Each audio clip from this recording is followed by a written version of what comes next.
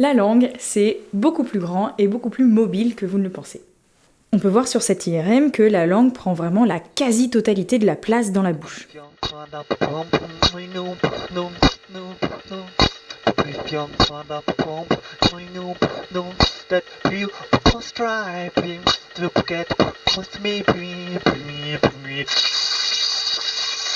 Et on peut le sentir en faisant un petit exercice. Vous allez mettre un doigt au milieu de votre mâchoire, comme ça, en appuyant un petit peu, et puis le bout de la langue en appuyant aussi contre votre palais, comme si vous vouliez le transpercer avec votre langue.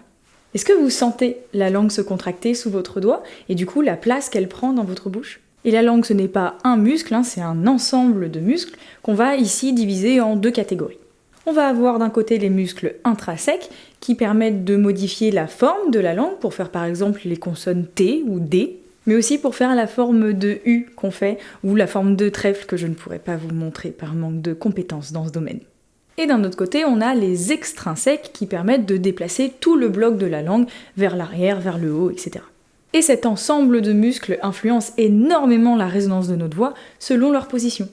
Donc vous l'aurez compris, la langue elle est aussi à prendre en compte en chant, notamment pour la prononciation, il est important de bien prononcer les mots qu'on chante, mais ça sera le sujet d'une autre vidéo.